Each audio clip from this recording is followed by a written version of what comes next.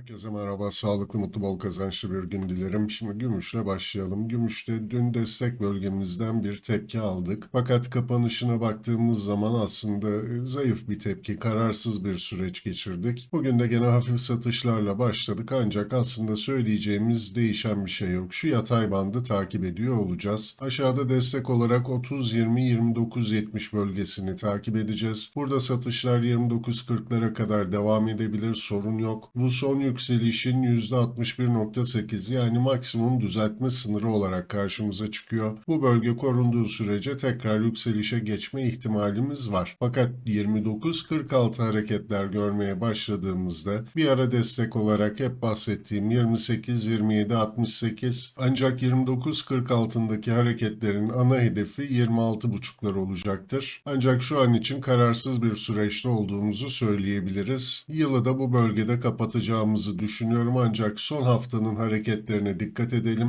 Çok sert ters hareketler olabilir. Orta uzun vadeliler için zaten sorun yok. Sürekli söylediğim. Yukarıda dirençlere geldiğimiz zaman yani 34.86, 34.40'lara ulaştığımızda satacak kadar elimizde gümüşün olması, aşağıda 26.5'lara geldiğimizde de alım yapacak kadar nakdimizin olması şart. Bu dengeyi doğru kurduğumuz takdirde bu aradaki hareketler bizi çok fazla etkilemeyecektir. Buradan gümüşün düşük zaman dilimlerine geçtiğimizde aşağıda bir ara destek bölgesinden şu an için bir tepki almış durumda. Bakın şu yükselişe baktığımız zaman bunun %78.6 seviyesinin geçtiği bölgeden tepki alıyor. Fakat bunun aslında şu düşüşün tepkisi olduğunu söyleyebilmemiz için minimum yukarıda geçilmesi gereken direnç bölgesi 30.65-30.56 bölgesi. Bu bölgenin üstüne attığı takdirde bir tepkinin geldiğini söyleyeceğiz ve 30.95-30.96 minimum yükseliş, maksimum ise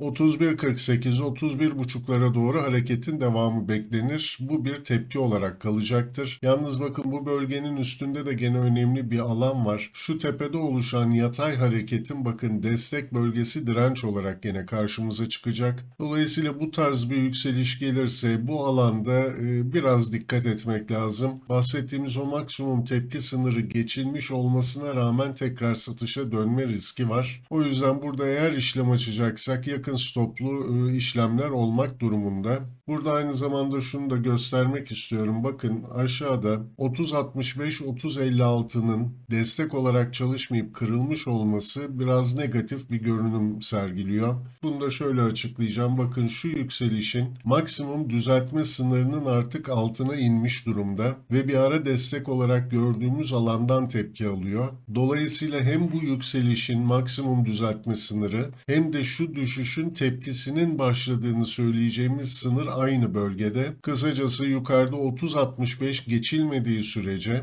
burada gümüşün tekrar 29.60'lara doğru satışının devamı beklenecek. Sonuçta artık şu son yükselişin düzeltmesinden daha güçlü satışların geldiğini söyleyebiliyoruz. Buradan ons altına geçecek olursak ons altında da yukarıda 2720 aşağıda 2600 destek direnç bölgelerimiz var. Bu bölgeler korunduğu sürece yatay bant hareketini takip edeceğiz. Eğer burada 2720'leri geçemeden piyasa satışa dönecek olursa 2600'lerin altına inecek olursa tatsız bir görünüm oluşacak. Bakın burada düşen tepeler düşen dipleri getirecektir. Dolayısıyla 2536'nın da kırıldığı bir süreç takip edilebilir ve bu da satışların bakın şu yükselişin 2287'den başlayan yükselişin maksimum düzeltme sınırı olan 2483-2447'lerin önünü açacaktır. Bu bölge korunduğu takdirde tekrar bir dönüş alabiliriz, bir yükseliş gelebilir ancak bu bölgenin kırılması 2287'lerin önünü açacaktır. Dolayısıyla şu yatay bandın kırılımını çok yakından takip etmemiz gerekiyor. Buradan altının düşük zaman dilimlerine geçtiğimizde bakın burada da şu yükselişi takip ettik. Bunun maksimum düzeltme sınırı olarak 2657-2652'yi belirlemiştik. Altında da gümüşte benzer bir hareket var. Maksimum düzeltme sınırını sınırının altına inmiş durumda ve şu an için bakın burada da %78.6'nın geçtiği bir ara destek bölgesi çalışıyor. Fakat burada artık en azından tepkinin başladığını söyleyebilmemiz için 2657 üstü hareketler görmemiz lazım. Bu kırılım gelmediği sürece minimum bakın şurada omuz baş omuz formasyonundan bahsetmiştik. Bunun hedefi olarak da aşağıda 2622'yi gösterdik. Dolayısıyla burada satışlar 2624-2620'lere kadar devam edebilir. Şartı 2657 üstüne atmaması olacak. Bu tarz bir hareket gelecek olursa minimum tepki sınırımız 2668, maksimum ise 2690'lara kadar devam edecek. Fakat burada bu dirençler kırıldı diye yükselişe hemen aldanmayalım. Çünkü bakın gene burada tepede oluşan hareketin destek bölgesi direnç olarak karşımıza çıkacak. Bu aynı zamanda şu düşüşün de bir ara direnç bölgesi. 2706-2700 gene kritik olacak. Bu bölgeleri yakından takip etmemiz gerekir. Bu tarz yükselişler gelecek olursa talebin arza döndüğünü gördüğümüz anda stoplamamız, karımızı almamız gerekecek. Ancak zaten şu an için altın özelinde bir tepkinin de gelemediğini söyleyebiliyoruz. Yukarıda 2657-2652 bölgesi korunduğu sürece satışların devamı gelecektir. Şimdi buradan platine geçtiğimiz zaman platinde de yatay bant hareketi gene karşımıza çıkıyor. Yıl sonu hareketleri tipik. 920 aşağıda destek bölgemiz, 957-952 bölgesi de direnç olarak karşımıza çıkıyor. Şu yatay bandın kırılımına göre yön netleşecek. Ancak bakın burada da şu yükselişin maksimum düzeltme sınırının altında olduğumuz için ana beklentimiz bir önceki dibe kadar satışların devam etmesi. 902-895 bölgesi önemli olacak önümüzdeki günlerde.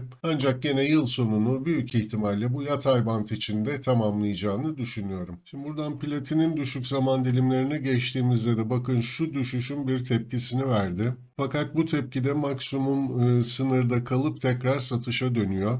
Yani burada 940 üstü kalamamış olması biraz sıkıntılı. Şu düşüşün tepkisini verdik. Güçlü bir tepki evet, ancak tekrar satışa dönüyoruz diyeceğimiz bir süreç yaşanabilir. Yukarıda tam bölgeyi belirlememiz gerekirse bakın şu tepelerin artık geçilmesi gerekiyor. Yükselişlerin devamı için 943-940 bölgesi. Aksi takdirde de aşağıda takip edeceğimiz destek bölgesi hem bakın şu dip hareketinin direnci, aynı zamanda da şu dirençten gelen satışların destek bulduğu bölge 926-923 önemli olacak. Kısacası burada da aslında şu yatay bandın kırılımına göre yön netleşecektir. Aşağıda 923'ün kırılması düşen tepelerden dolayı düşen dipleri getirebilir ve 915'lerin de altına sarkma ihtimali oluşacak. Ancak yukarıda 943'ün geçilmesi tepkiden daha güçlü alımların geldiğini bize gösterecek ve tekrar 950'lere doğru yükselişin devamı beklenebilir. Burada da zaten 960 üstü hareketler görmeye başladığımızda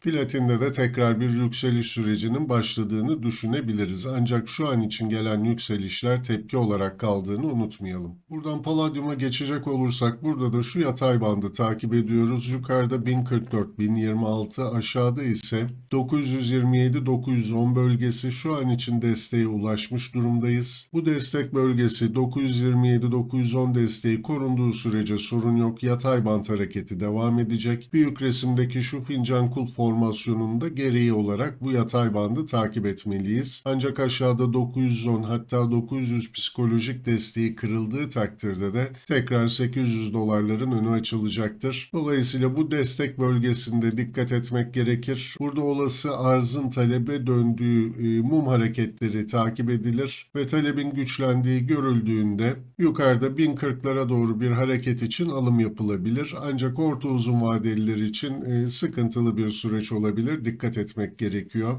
Bu yatay bandın kırılımına göre yön belirlemek çok daha sağlıklı olacaktır orta uzun vadeliler için. Buradan paladyumun düşük zaman dilimlerine geçtiğimizde bakın şu yükselişin maksimum düzeltme sınırından bahsetmiştik. 962-953 bölgesi, bu bölge kırıldı. Hatta burada bakın bir ara destek bölgesi olarak takip edeceğimiz 937 bölgeleri de kırılıp direnç olarak çalıştırmış durumda. Dolayısıyla burada artık satışların 910'lara kadar devam etmesi gayet normal olacak. İşte bakın bu noktada minimum aslında şu düşüşü de gene bir analiz etmemiz gerekecek. 1016'lardan başlayan şu düşüşün artık tepki süreci takip edilmeli. Bunun için de 943 üstü hareketler bir tepki sürecini gösterir. Minimum 957, maksimum ise yukarıda 979'lara kadar olan yükselişler bir tepki olarak kalacaktır. Ancak 979-980 üstü hareketlerde tepkiden daha güçlü alımların geldiğini söyleriz ve tekrar 1011'leri takip edeceğiz. Dolayısıyla o yüksek zaman dilimlerinde de bahsettiğim destek bölgesinden yükselişler, alıcıların güçlendiği bir süreç için 943'ün geçilmesi düşük zaman dilimlerinde önemli olacak. Evet, değerli metallerden de bugünlük bu kadar diyelim. Tekrar görüşmek üzere, hoşça kalın.